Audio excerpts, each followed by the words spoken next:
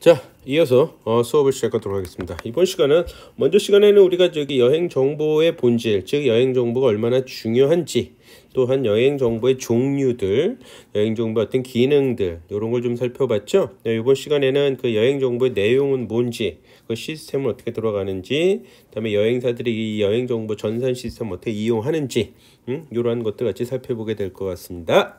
정보의 내용은 뻔하죠. 역사 회기를 가는 거예요. 역사 쪽으로 가는 사람들이 있고 과거에 관심이 많아서 저 같은 경우는 이쪽으로 좀 많이 관심을 생활 체험. 우리 젊은 사람들 가장 좋아하는 생활 체험과 쾌적성을 갖다가 저기를 하게 된다. 그다음에 문화 교양. 요거는 이제 연세 드신 분들이 그 라이프 사이클 같은 조사를 해보게 되면 문화 교양 같은 거 연세가 좀 있으신 분들이 좀 그런 분들이 하게 되고 건강 스포츠 지향. 건강은 나이가 든 사람들, 스포츠 취향은 좀 젊은 사람들이 이 정보에 상당히 많이 갈구를 하고 있다라고. 로맨틱도 마찬가지. 요거는 이제 나이가 많은 사람이 정도는 동일하게 가지고 있는 현상 중에 하나인데, 일단 정보의 형태들을 보게 되면 이런 식으로 돼 있다. 그래서 역사냐, 생활 체험이냐, 쾌적하다. 요건 일탈의 분위기예요. 도시의 어떤 그 스모그, 미세먼지를 벗어난 아주 그냥 맑고 깨끗한 몰디브 같은데 북극 이런 데 가서 그다음 문화 교양, 그다음 건강 스포츠, 로맨틱 이런 주제를 여기 형태를 가지고 여행 정보가 있다라고 보시면 될 것 같습니다. 자, 그다음에까지 이제 정보의 중요성을 우리가 살펴봤고요. 이제는 여행 정보 시스템입니다. 정보 시스템. 여행 정보 시스템이 나타날 수밖에 없다. 그동안에는 저 여행사들은 지금 사실 정보 시스템이 되게 낙후돼 있어요. 상당히 온라인으로 대면 서비스를 하는 업종이라서 그래요. 대면 서비스. 대면 서비스를 하는 업종이다 보니까 정보를 가지고 어떤 정보 전달한다는 거를 좀 그 인식의 전환이 여행업자들은 많이 하지를 못하고 있어요. 사실 그래서 지금 현재로서도 많이 낙후돼 있다. 그러니까 대한민국도 지금 현재 에어비앤비라든가 익스피디아 이런 것 업체들이 상당히 많은 것들을 역할들을 하고 있죠. 비중을 많이 점점 차지하고 있습니다. 그래서 토종에 있는 우리 그 온라인 여행사들이 좀 다 먹힐까봐 한편으로 좀 걱정이긴 한데, 여튼 이런 시스템이 있는데 이제는 세계적으로 변해가고 있어요. 지금까지는 좀 전에 얘기한 대면 서비스 해결할 수 있는 정보가 전달이 많지 않아도 됐었거든. 그러나 전국적이고 세계적인 범위로 확산이 되다 보니 정보는 점점 늘어나게 되고, 또한 여행자의 계층이 또 늘어나게 돼요. 그 전까지는 가장 주가 뭐냐면 40대, 50대 정도였었지만 이젠 실버 세대, 70대. 제가 작년에도 70대 분들을 모시고 여행을 다녀왔으니까 요르단이나 이런데 이젠 70대도 여행을 제가 처음에 어깨 떼어들었을 때만 해도 90년대 초반만 해도 70살 넘어간 사람들한테 마케팅조차도 거의 안 했어요. 70 넘은 사람이 해외여행을 어떻게 다니나. 그러나 지금은 70 넘는 실버 세대들 건강하다. 의료가 기술이 발달돼 있다. 이러한 것들이 충분히 가능케 해줬다라는 거죠. 건강하게 하고 의료 기술이 발달되고 뭐 어떤 영양제라든가 그러다 보니까 달라졌다. 그래서 70대서부터 이제는 또한 여성들, 한 20, 30대 젊은 사람들, 그리고선 베이비 아이들, 초딩들, 엘리먼터리 초딩들, 이런 베이비나 초딩들이 또 여행을 가는 욕구자로서 나타나고 있다는 거죠. 그래가지고 여행의 계층이 완전 전반적으로 돼 있다. 이제는 여행의 계층이. 그러다 보니까는 거기에 따른 욕구가 다 다르고 어떻게 하겠어요. 그러다 보니까 이런 정보가 상당히 전달이 일시적으로 동일하고 이러면 안 돼. 여기서는 통일성을 일으켜서는 안 된다. 각각에 맞는. 그리고 그러한 정보를 어떻게 해야 돼요? 대량 정보를 저장할 수 있어야 돼. 이것은 소위 얘기해서 슈퍼컴퓨터의 등장이 있었기 때문에 이게 가능하다. 슈퍼컴퓨터가 없었더라면 이것도 안 되는 거야. 소위 우리가 지금 현재 얘기하는 빅데이터도 안 된답니다. 슈퍼컴퓨터가 없으면. 슈퍼컴퓨터가 있기 때문에 빅데이터 분석이라든가 이런 것이 지금 현재 나타나고 있는 기법들 중에 하나죠. 경영 마케팅 기법들 중에. 이런 식으로 첫째가 그 정보 정신은 자체가 정보 자체가 아주 글로벌하게 돼가고 있다. 그 다음에 두 번째로는 여행자 계층이 상당히 세분화되면서 확대돼가고 있다. 그리고 대량 정보가 저장할 수 있는 슈퍼컴퓨터의 등장 등이 여행 정보 시스템이라는 것을 구축하게 만들게 하는 배경이 되었다라고 보시면 될 것 같습니다.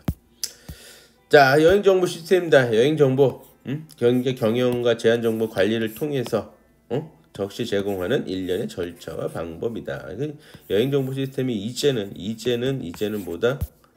여행사 경영에 있어서 상당히 중요한 역할을 해주는 지원 시스템이다. 안 그러면 아까 얘기했던 토마스 쿡처럼 망한다. 그래서 여행사 경영할 때 정보 시스템은 상당히 중요하게 여기시면 됩니다. 다음에 정보 시스템. 이런 것들은 여행사 기업 경영, 미래 경영, 정보 관리 이건 당연한 거겠죠. 기업을 하려면 정보를 갖다 잘 해줘야 돼요. 항상 신뢰성이 정확한 정보. 적시에 정보는 늦어지면 가치가 없거나 확 또 떨어지게 돼 있어요. 적시하지 못하면. 그래서 상당히 중요한 정보다. 정보는 상당히 중요하다. 그래서 통합되고 일관성 있는 정보를 항상 제공을 해주는 것이 중요하다 보시면 될 것 같아요. 이 얘기는 그냥 넘어가셔도 될 것 같고요. 다음에 정보 시스템의 전략. 여행업의 정보 시스템입니다. 여행사의 부가가치 통신망을 갖춰야 되겠죠. 통신망 갖춰야 되고 이 여행사에서 중요한 건 컨텐츠 내용인데 숙박기간하고 교통이에요. 특히 항공, 철도, 버스, 배. 그 다음 숙박기간이 잘 연결되어 있다는 게 상당히 중요하다.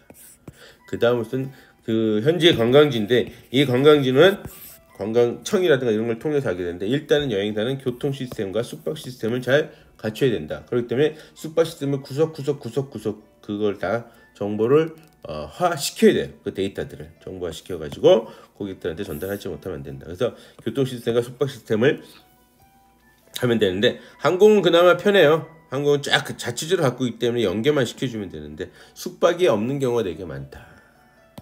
특히 좀 규모가 작은 영세 숙박들. 그러나 요즘 고객들의 트렌드를 보게 되면 건물의 크기하고는 관계가 없어요. 건물의 크기하고는 관계가 없다.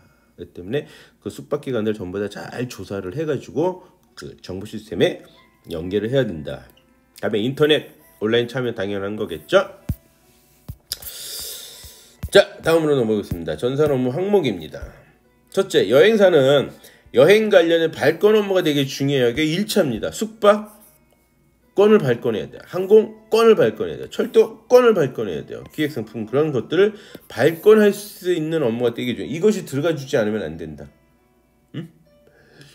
여행사 업무 중에서는 이 여행 관련 기관에 발권 업무가 꼭 있어요. 숙박, 항공, 철도 기획. 여기 앞에 있는 아가씨의 이미지처럼 핸드폰에서 바로 비행기표를 구매할 수 있는 시스템을 갖춰 그런 항목을 꼭 집어넣어줘야 된다라고 보시면 되겠습니다. 아셨죠?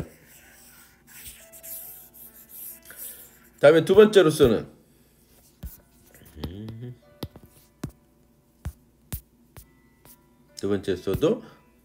요거 잠깐만요. 요거는 이제 호텔. 조금 전에는 아까 항공이었습니다. 예약, 판매, 구매, 수배가 동시에 그 안에서도 이루어질 수 있는 전산 항목이 들어가야 돼요.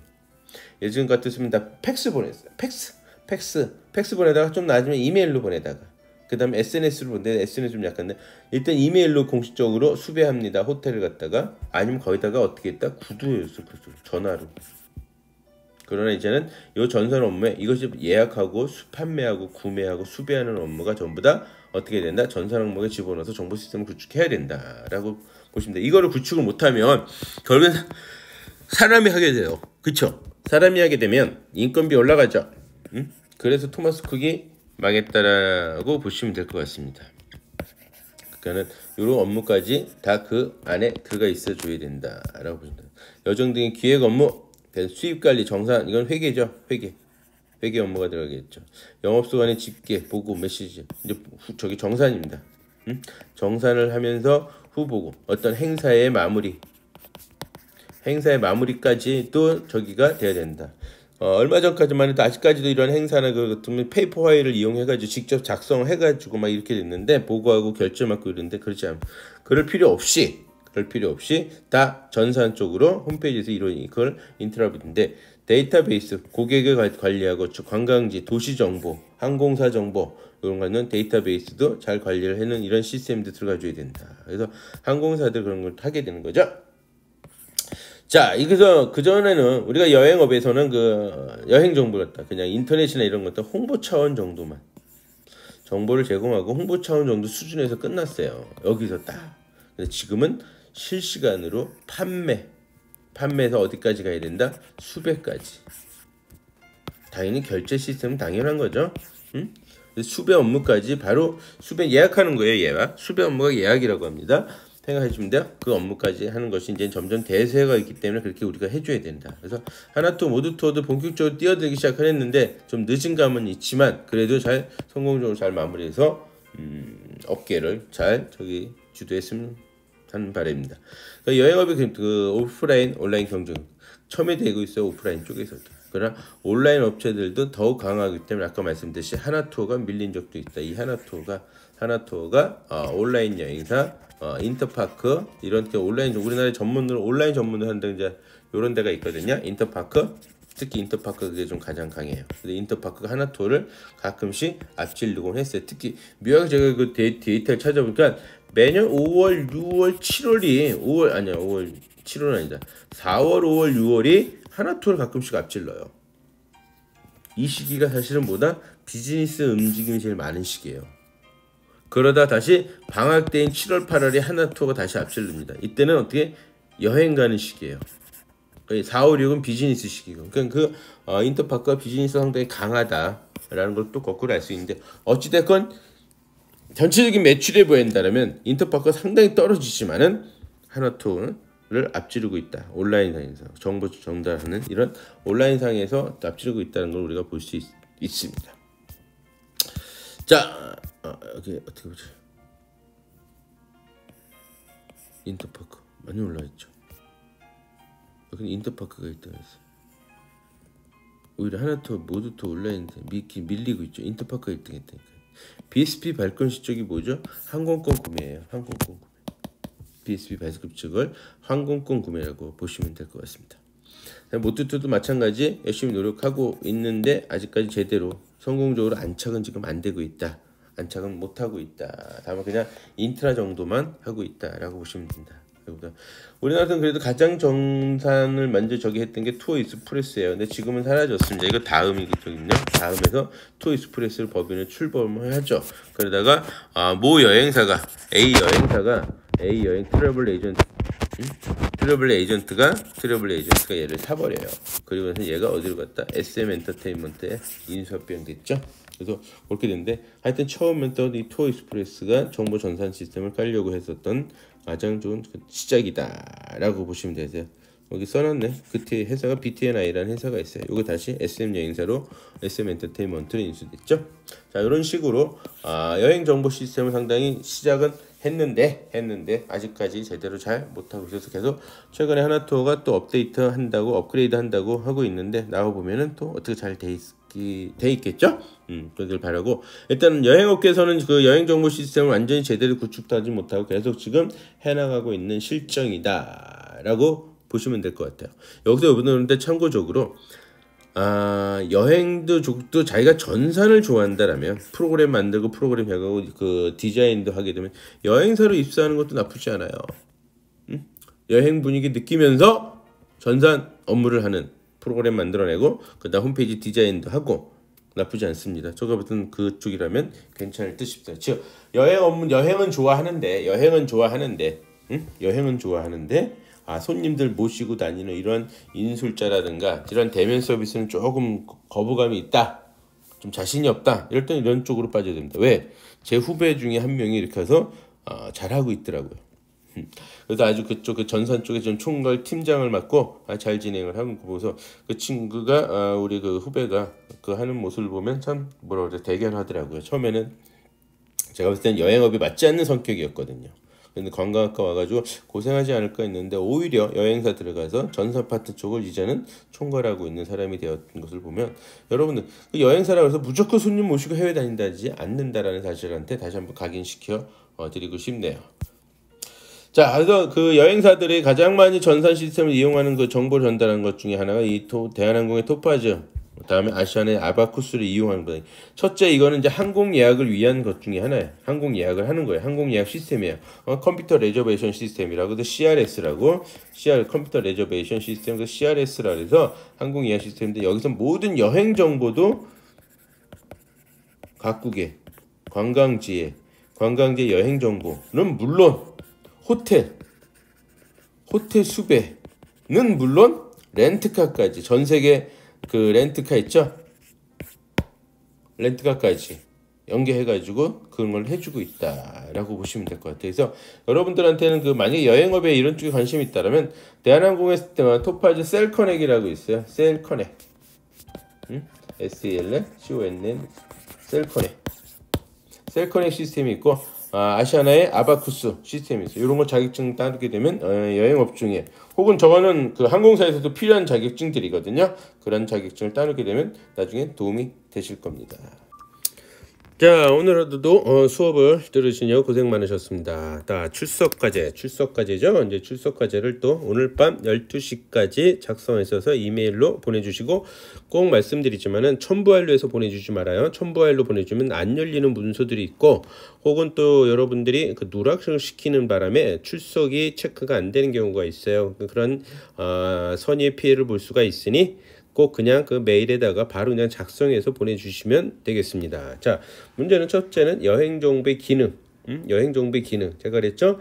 여행정보의 그 본질을 공부하면서 중요성, 기능, 역할들을 제가 살펴봤죠. 종류들 같이. 여기서 기능을 갖다가 간략하게 제목만 써주시면 좋을 것 같고요. 두 번째는 이제 항공사들이 전산 시스템을 적용시키는 것 중에 가장 대표적인 게 항공 예약 시스템, 그러니까 레저베이션이죠. 레저베이션 시스템이 어떻게 이용되는지. 그래서 대한항공의 토파즈 셀커넥과 아시아나의 아바쿠스라고 있다는데 이게 정확히 무엇인지 작성해가지고 같이 이메일로 보내주시면 되겠습니다.